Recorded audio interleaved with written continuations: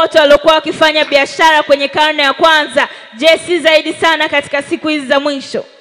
My dearly beloved brothers and sisters, Wapendwa ndugu zangu, kaka zangu na dada zangu, one more time I say to you, kwa mara nyingine tena ninasema kwenu, I'm not putting a curse in this country. siweki laana juu ya I stand here as the living prophet of God. Ninasimama kama nabii wa Mungu aliye hai. And I declare to you what God is showing to me. Na ninatangaza kile ambacho Mungu ananionyesha.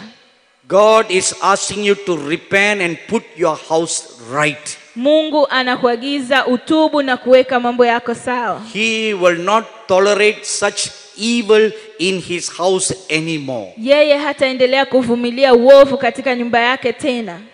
This is not directed at all pastors, all prophets. Hii sio maelekezo tu kwa ajili ya wachungaji wote na manabii wote. Only those false ones. Lakini ni kwa ajili ya wale wa uongo. They are true godly pastors and prophets in this country. Kuna wachungaji wa kweli na manabii wa kweli wa Mungu katika nchi hii. But it is the hand of the Lord, the sword of the Lord will come against the false workers. Lakini mkono wa Bwana na upanga wa Bwana utakuja juu ya watendakazi wa uongo. It is the false workers who are like wolves in sheep's clothing.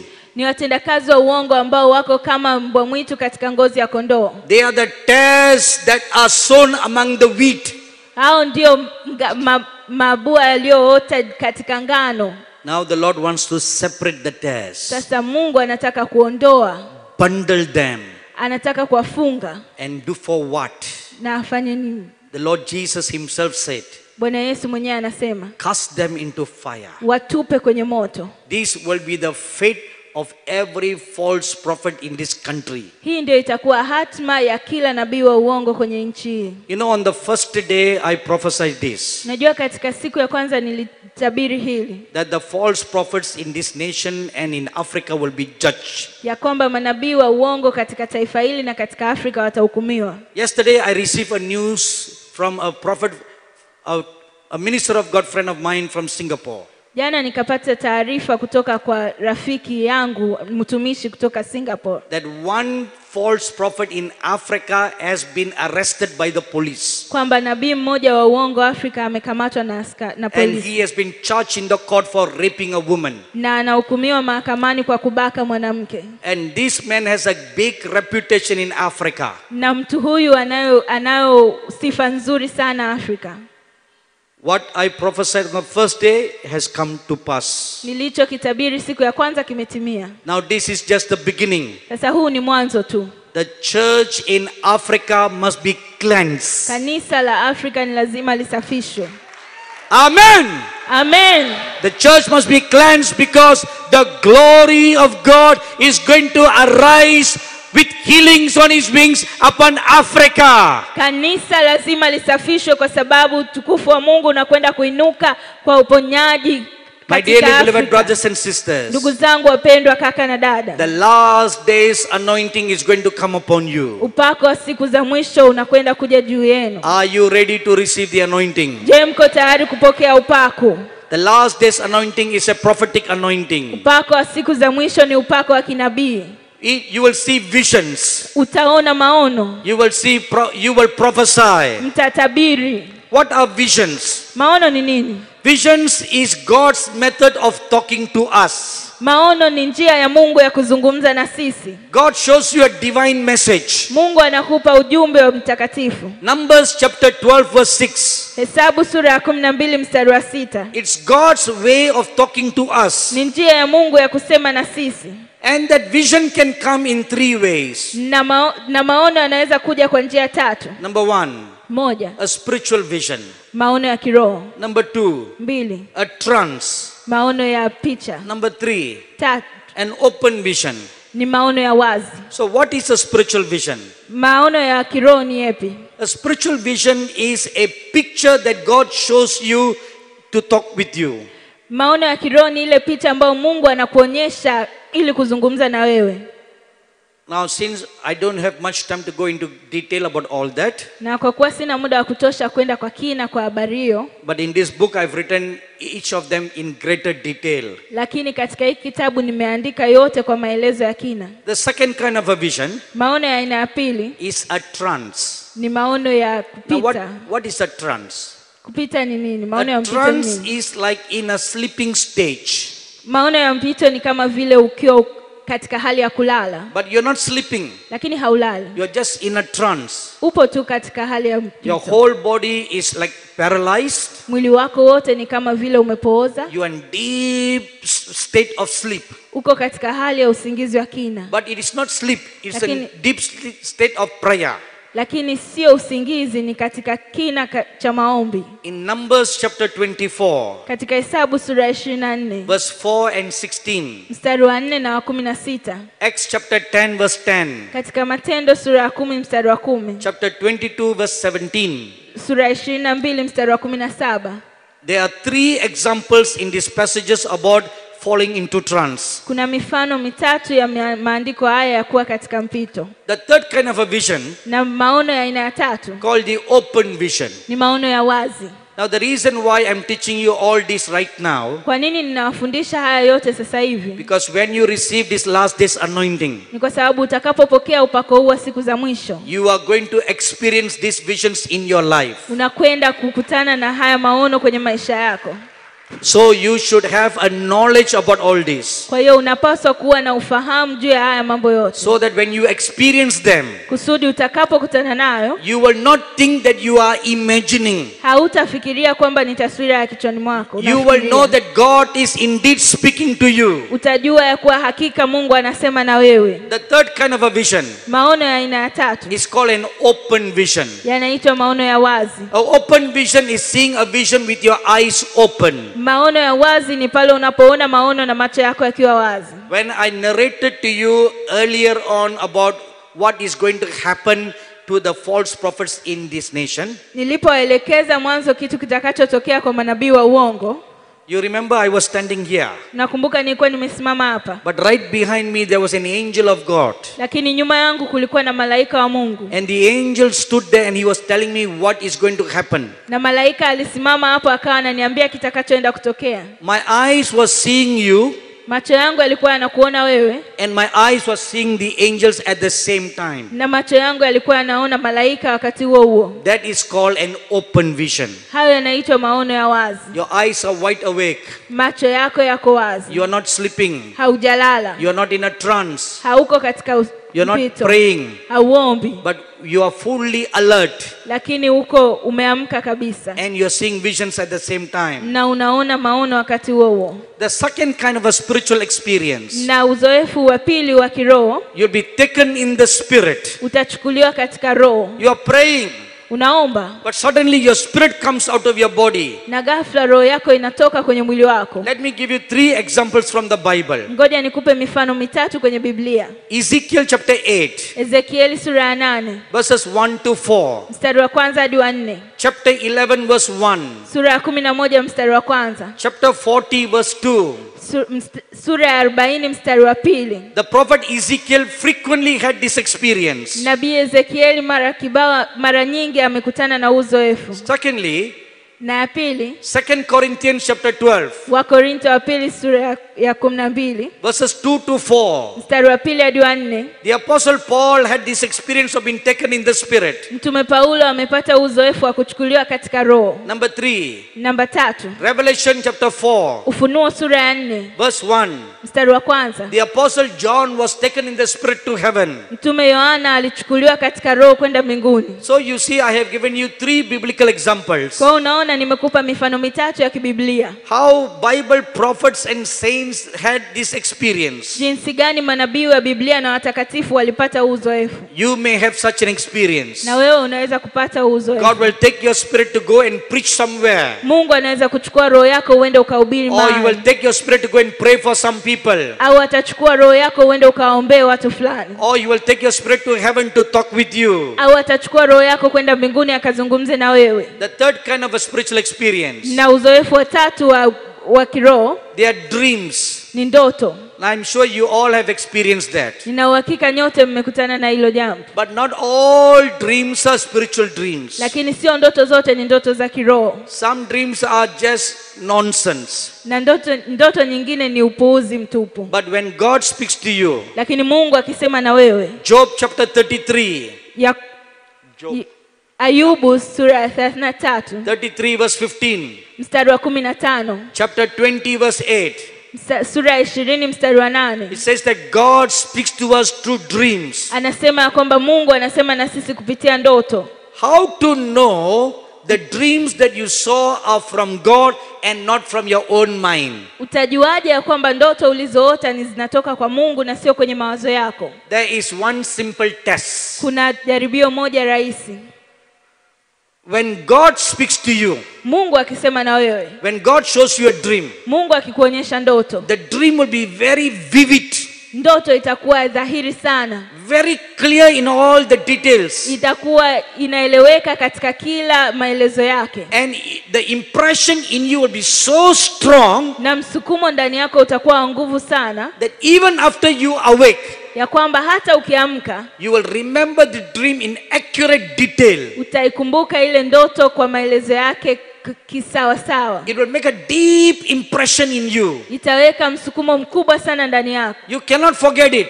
Huwezi kuisahau. The whole day you will remembering it. Siku nzima utaikumbuka. That is a dream that comes from God. Hiyo ni ndoto inayotoka kwa Mungu. God is speaking to you. Mungu anasema na wewe. And he makes it a deep impression. Na anaweka huo msukumo mkubwa ndani yako. Those dreams that are nonsense dreams. Hizo ndoto ambazo ni upuuzi. It may seem exciting. Inaweza ikaa kama ya kushawishi. But after you wake up, lakini ukiamka, you would have forgotten it. Umesahau.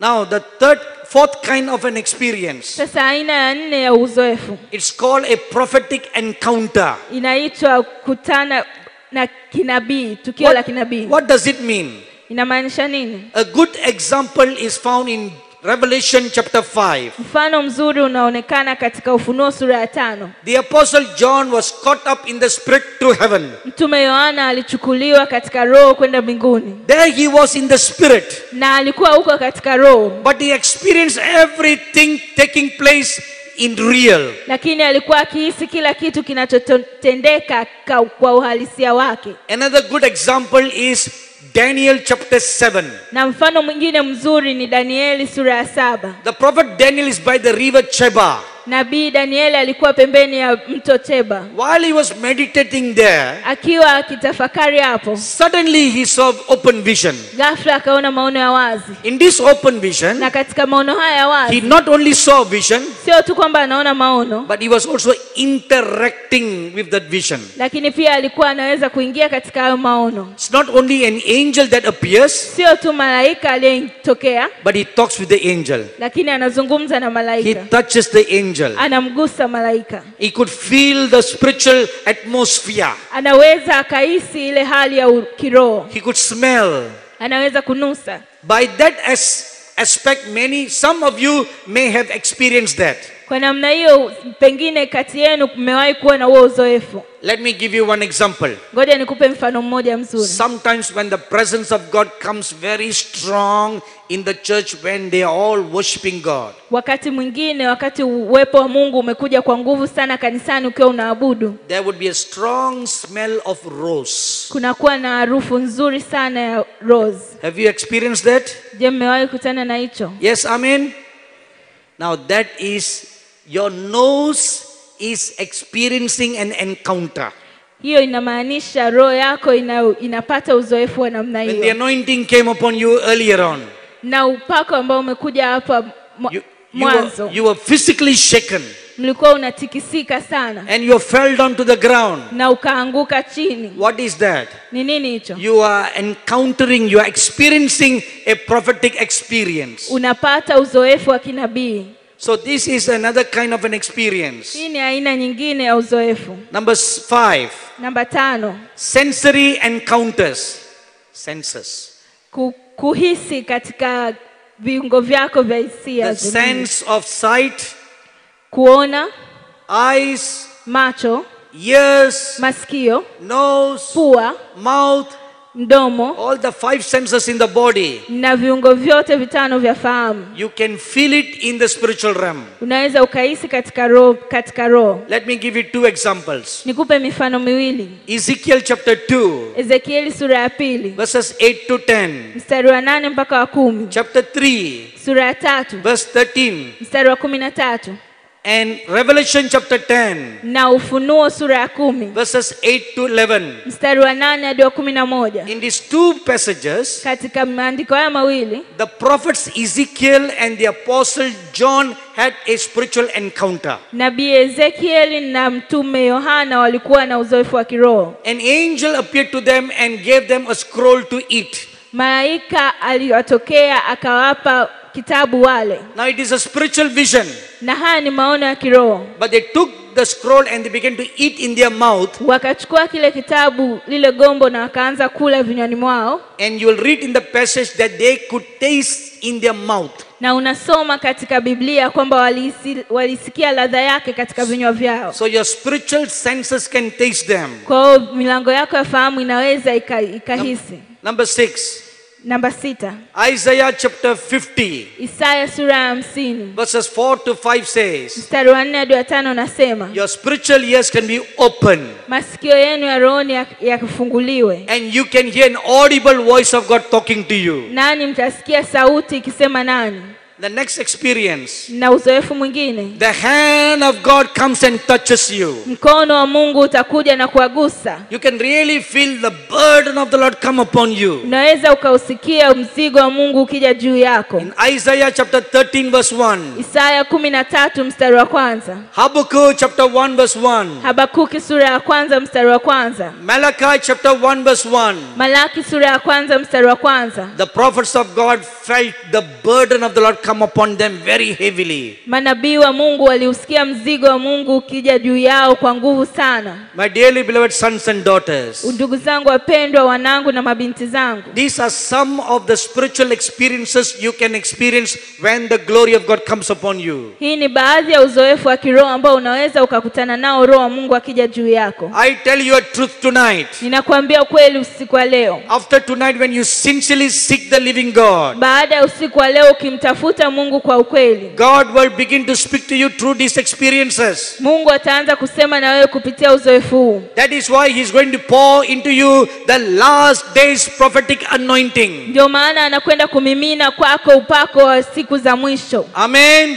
Amen. When you see a vision, Ukiona maono, what will you see? utaona nini? We read from the Bible of experiences of the prophet Ezekiel. Tunasoma katika Biblia uzoefu wa nabii Ezekieli. In Ezekiel chapter 1, Ezekieli sura ya 1. you find him seeing the glory of God. Unamkuta anauona utukufu wa Mungu. And he saw the angels of God. Na akawaona malaika wa Mungu. He saw the cherubim. Akaona makerubi. He saw a gigantic wheel. Akaona tairi kubwa. And the apostle John, when he was caught up to heaven, Na mtume Yohana alipochukuliwa kwenda mbinguni, he saw the angels in heaven. akawaona malaika mbinguni. He saw the 24 elders. Akawaona wazee 24. He saw the living creatures. Akawaona wenye uhai. He saw the throne of God. Akaona kiti cha enzi cha Mungu. He saw the Lord Jesus. Akamuona Bwana Yesu. He saw the Holy Spirit. Akamuona Roho Mtakatifu. And he saw other saints in heaven. Na akawaona watakatifu wengine mbinguni. And he saw the scrolls in heaven. Na akaona gombo mbinguni. Now the reason why I'm not giving you any scripture reference is because the book of Revelation is full of all this. Na sababu ambayo sikupi maandiko ya kusoma hivi ni kwa sababu kitabu cha Ufunuo kimejaa mambo haya yote. My dearly beloved brothers and sisters, sons and daughters, Ndugu zangu wapendwa, wanangu na mabinti zangu, I encourage you to read the book of Revelation. ninawatia moyo kusoma kitabu cha Ufunuo. And you read Ezekiel chapter 1 Na usome Ezekieli sura ya 1 and chapter 10, na sura ya 10, so that you will understand the many prophetic experiences God will give you in these last days. kusudi uweze kuelewa ule uzoefu wa kiroho wa kinabii ambao Mungu atakupa katika siku hizi za mwisho. In conclusion, Na kwa kumalizia, please turn your Bibles with me to the book of Haggai. tafadhali fungua Biblia yako pamoja nami katika kitabu cha Hagai. Haggai chapter 2. Hagai sura ya 2. This is a word for the last days church. Hili ndilo neno kwa ajili ya kanisa la siku za mwisho. Haggai chapter 2 and the verse 9. Hagai sura ya 2 mstari wa 9. The glory of this latter temple shall be greater than the former, says the Lord of hosts, and in this place I will give peace, says the Lord of hosts. Utukufu wa mwisho wa nyumba hii utakuwa mkuu kuliko utukufu wake wa kwanza, asema Bwana wa majeshi, na katika mahali hapa nitawapa amani, asema Bwana wa majeshi. Look at this scripture. Angalia maandiko haya. It talks about two things. Inazungumzia mambo mawili. The former temple and the latter temple. Nyumba ya mwanzo na nyumba ya mwisho. And there was a former rain and a latter rain. Na kulikuwa na utukufu wa mwanzo na wa mwisho. The first temple happened and the first outpouring happened during the day of Pentecost. Hekalu la kwanza lilitokea katika siku ya Pentekoste. When the first outpouring took place, wakati kumiminwa kwa mara ya kwanza kulipotokea, the church was born with mighty power. Kanisa lilizaliwa na nguvu kubwa. Now the time has come for the latter rain. Sasa wakati wa kumiminwa kwa mwisho kumefika. Hosea chapter 6 verse 3 says, Hosea sura ya 6 mstari wa 3 inasema, in the last days God will give you the former rain and the latter rain together. Katika siku za mwisho Mungu atawapa utukufu wa mwanzo na wa mwisho pamoja. And it will be an awesome display of signs and wonders like no one has ever seen. Na itakuwa udhihirisho mkubwa wa ishara na maajabu kwa namna ambayo mtu yeyote hajawahi kuona. My dearly beloved people of God, ndugu zangu wapendwa watu wa Mungu, this is the last days anointing God wants to give you. Huu ndio upako wa siku za mwisho ambao Mungu anataka kuwapa. He is going to do a great work in Tanzania. Anakwenda kufanya kazi kubwa katika Tanzania. And a great work in many countries in Africa. Na kazi kubwa katika nchi nyingi za Afrika. That is why God sent me to Africa. Ndio maana Mungu amenituma Afrika. He said, prepare this nation for my glory. Na akasema liandae taifa hili kwa ajili ya utukufu wangu. Raise up the army of God in Africa. Ukaliinue jeshi la Mungu Afrika. That is why I'm here. Ndio maana mahali hapa. Because God told me, raise up the army of God in Africa. Niko hapa kwa sababu Mungu ameniambia inua jeshi la Mungu Afrika. Teach them that the glory of God is going to come upon them. Wafundishe ya kuwa utukufu wa Mungu unakwenda kuajilia. Teach them and impart to them the last days anointing. Wafundishe na uachilie kwao upako wa siku za mwisho. When the anointing comes upon you, ule upako unapokuja juu yako, from this day onwards, kuanzia siku ya leo na kuendelea, the Spirit of the Lord will lead you. Roho wa Mungu atakuongoza. The Spirit of the Lord will guide you. Roho wa Mungu atakuelekeza. The Spirit of the Lord will use you to do great signs and wonders. Roho wa Mungu atakutumia kufanya ishara na maajabu. Amen. Amen. Amen. Amen. Amen. Amen.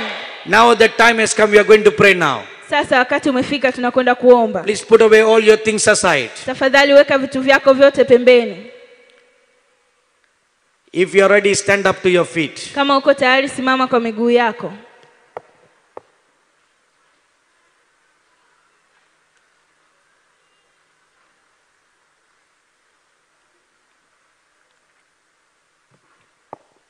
Now this is what we are going to do. Sasa hiki ndicho tunachoenda kufanya. You must obey me now. Lazima unitii sasa. And listen to my instruction very carefully. Na usikilize maelekezo yangu kwa umakini.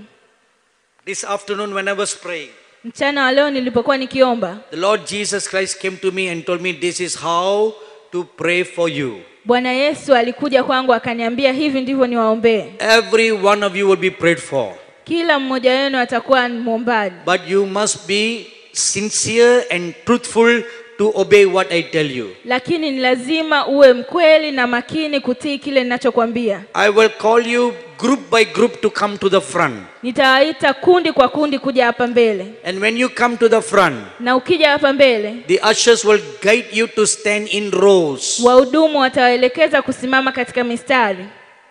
If you are not in the group that I call you, kama hauko katika kundi nililoita, please don't come. Tafadhali usije. You may cheat me. Unaweza kunidanganya mimi. But you cannot cheat the Almighty God who sees. Lakini huwezi kumdanganya Mungu anayeona. If you cheat, you will not get anything. Ukidanganya hautapata kitu. Amen. Amen. Are you ready? Mko tayari? Everybody close your eyes. Kila mmoja funika macho yako. Let's prepare ourselves right now. Tujiandae sasa hivi. Our God is a good God. Mungu wetu ni Mungu mwema. His grace and mercy endures forever and ever. Neema zake na rehema zake zinadumu milele na milele. Thank you, wonderful Lord Jesus. Asante Bwana Yesu wa ajabu. Humble your hearts now. Nyenyekesha mioyo yenu sasa. Quiet your hearts. Quiet your heart. Unyamazishe moyo wako.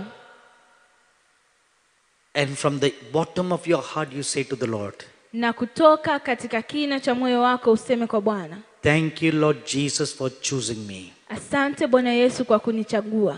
Thank you for your grace that is going to come upon me. Asante kwa neema yako inayokwenda kunijilia juu yangu. Thank you, wonderful Lord Jesus. Asante Bwana Yesu wa ajabu. Thank you, wonderful Lord Jesus. Asante Bwana Yesu wa ajabu. When I call you group by group, nikiwaita kundi kwa kundi, all the others who are still seated in your chairs, wale wote ambao bado wameketi kwenye viti, please don't open your eyes and look around. Tafadhali usifungue macho yako kuangalia. Please don't talk to anybody. Tafadhali usizungumze na yeyote. You just bow your head and be in a prayerful attitude. Wewe inamisha tu kichwa chako na uwe katika hali ya maombi. When hands are laid upon you, mikono ikiwekwa juu yenu, the power of God will come upon you to touch you. Roho ya Mungu nguvu ya Mungu itakudilia kukugusa. Don't control yourself to receive the power. Usijizuie kupokea hiyo nguvu. Ushers will be there to catch you. Wahudumu watakuwepo kukudaka. Thank you, wonderful Lord Jesus. Asante Bwana Yesu wa ajabu. I see many angels standing before me on the stage here. Ninaona malaika wengi wamesimama mbele yangu hapa. Their wings are all stretched out.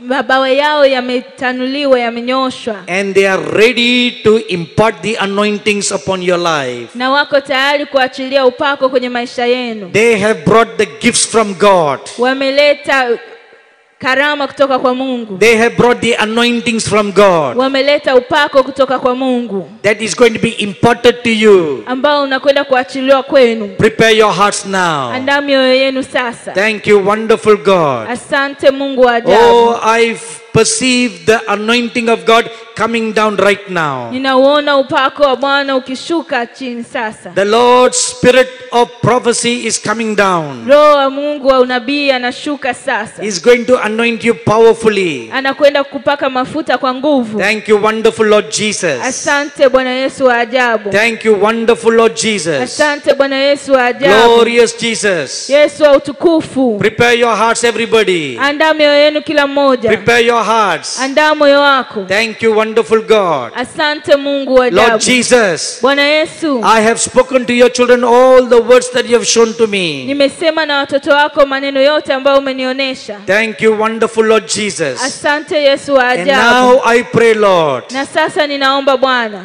all those whom you have chosen, wale wote ambao umewachagua, all those whose hearts are ready, wale wote ambao mioyo yao iko tayari, all those who have been seeking you, wale wote ambao wamekuwa wakikutafuta, all those who have prepared themselves to seek you through fasting and praying, wale wote ambao wamejiandaa, wamefunga na kuomba, I pray in the name of the Lord Jesus, ninaomba katika jina la Bwana Yesu, that they will receive the 7 spirits of God, kwamba wapokee roho 7 za Mungu, in the name of the Lord Jesus, kwa jina la Bwana Yesu, in the name of the Lord Jesus, kwa jina la Bwana Yesu. I pray right now, ninaomba sasa, Spirit of God, roho wa Mungu, fall, anguka juu yao. Spirit of God, Roho wa Mungu, fall upon them right now, miminika juu yao sasa, in the name of Jesus, kwa jina la Yesu. Spirit of the living God, Roho wa Mungu aliye hai, fall, miminika. fire of God, fire of God, Moto wa Mungu, fall, miminika, fall, miminika. all over them right now, Bwana, all over them right now. Come here. In the name of the Lord Jesus, kwa jina la Bwana Yesu, all over them, kila mahali walipo right now, sasa hivi, fall, waanguke. power of God, Nguvu ya Mungu, fall upon them, miminika juu yao. 7 spirits of God, Roho 7 za Mungu, the dove of God, dove of God.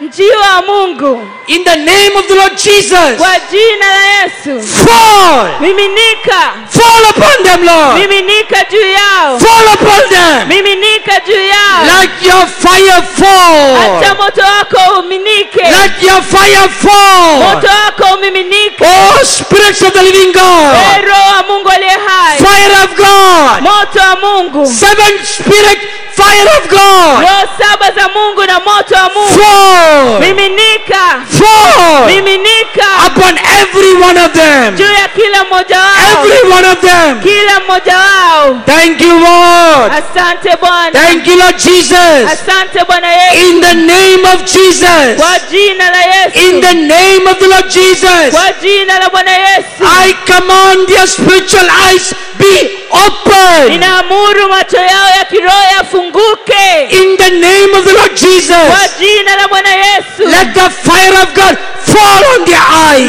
Moto wa Mungu uanguke machoni pao. In the name of the Lord Kwa Jesus. jina la Bwana Yesu. Let their spiritual ears be open. Masikio yao ya kiroho yafunguke. I command the fire of God to be poured into their ears. Ninaamuru moto wa Mungu umiminwe katika masikio yao. In the name of Jesus. Kwa jina la Yesu. I command their spiritual senses be open. Ninaamuru fahamu zao za kiroho zifunguke. In the name of the Lord Jesus. Kwa jina la Bwana Yesu. Glory of God come down. Utukufu wa Mungu na ushuke. Glory of God. Utukufu wa Mungu. Fall. Ushuke. Fall. Ushuke. Fall. Ushuke. Fall. Ushuke. Let them experience your power touching them now. Wakaisikia nguvu yako ikiwagusa sasa. Each and every one of them. Kila mmoja wao. Oh, hand of God.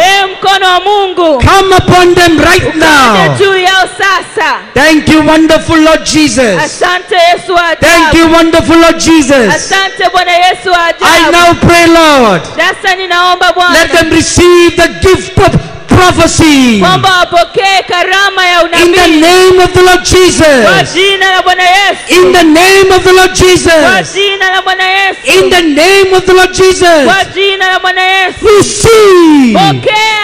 Receive the gift of prophecy. Pokea karama ya unabii. Receive the gift of prophecy. Pokea karama ya unabii. Receive the gift of prophecy. Pokea karama ya unabii. In Jesus' name. Kwa jina la Yesu. In Jesus' name. Kwa jina la Yesu. In Jesus' name. Kwa jina la Yesu. Let your lips be cleansed to prophesy. Vinywa vyao vikae tayari kutoa unabii. Let your lips be cleansed. Vinywa vyao vikae tayari. Let your tongue be cleansed. Na mikono yao limi zao zikae safi. Let your eyes be cleansed. Macho yenu yakasafishwe. In the name of Jesus. Kwa jina la Yesu. Prophesy.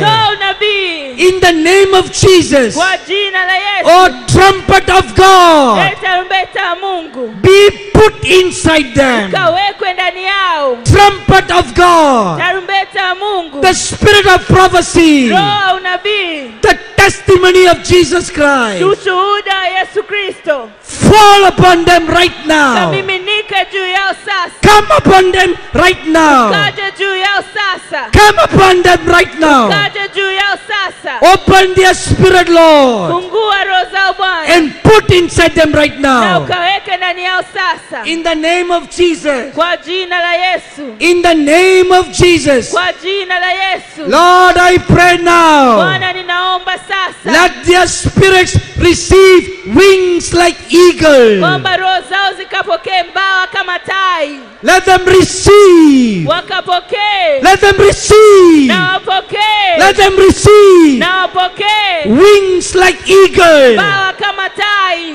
Let them receive right Na now. wapokee sasa. In Jesus' name. Kwa jina la Yesu. Let their spirit be caught up to heaven. Roho zao na zikachukuliwa kwenda mbinguni. Right now. Sasa hivi. Right now. Sasa hivi. Let their spirits be caught up. roho zao zikachukuliwe In Jesus' name. kwa jina la Yesu, In Jesus' name. kwa jina la Yesu. Let their spirits be taken up into heavenly realm. Roho zao zichukuliwe kupelekwa mbinguni, Let them see your glories in heaven. na uone utukufu wako mbinguni. Let them see your glories in heaven. Wakaone utukufu wako mbinguni, Let them see visions of God right now. wakaone maono ya Mungu sasa, In the name of Jesus. kwa jina la Yesu, In the name of Jesus. kwa jina la Yesu. I pray let the heavens be open before them. Ninaomba kwamba mbingu zikawe wazi mbele yao, Let the heavens be open mbingu zikawe wazi right now. sasa hivi. Thank you, God. Asante Bwana. Oh, fire of God, Moto wa Mungu fall upon them. ukaajilie juu yao, Let them experience your fire falling upon them. wakauhisi moto wako ukishuka juu yao, Let them tangibly feel your fire falling upon them. kwa nguvu ya wazi wakauhisi moto wako ukishuka juu yao. Let their physical bodies feel your anointing. Miili yao na ikahisi upako wako, Let their physical bodies feel the fire flowing all over them. miili yao na ikahisi moto ukishuka juu yao Right now. sasa hivi, Right now. sasa hivi, All over Africa. kila mahali Afrika. Thank you, Lord Jesus. Asante Bwana Yesu. Let them receive wings like eagle. Na wapokee mbawa kama za tai, Let them be transformed like eagles to soar in the heavenlies. wakabadilishwe kama tai, wakapae juu mbinguni. Thank you, wonderful Lord Jesus. Asante Yesu wa ajabu. Oh, powerful God. Mungu mwenye nguvu, Let your hand rest upon each and every one of them right now. mkono wako na ukae juu ya kila mmoja wao sasa. Thank you, God. Asante Mungu. Thank you, God. Asante Mungu. Thank you, wonderful God. Asante Mungu wa Let them ajabu. experience your glory, Lord. Na akaone utukufu wako Mungu. Let them feel your power flowing and touching them mightily. Na akaisikia nguvu yako ikipita na kuagusa kwa nguvu. Open your mouth and begin to pray in unknown tongues right now. Fungua kinywa chako na uanze kuomba kwa lugha sasa. Open your mouth and speak in unknown tongues. Fungua kinywa chako unene kwa lugha mpya sasa. Thank you, wonderful God. Asante Mungu wa ajabu. I see different kinds of angels, 4-winged angels standing in many places all over this church. Ninaona aina mbalimbali za malaika wamesimama kila mahali katika kanisa hili. God has sent this 4-winged angel in your midst right now. Mungu ametuma malaika hao wenye mbawa 4 katikati yenu. They are imparting their anointing upon you. Wanaachilia upako juu yenu. In the name of the Lord Jesus. Kwa jina la Bwana Yesu. Lord, I pray, let their spirit be caught up. Bwana, ninaomba kwamba roho zao zichukuliwe. Let them see visions of glory right now. Na waone maono ya utukufu sasa. Let them see visions of glory. Na waone maono ya utukufu.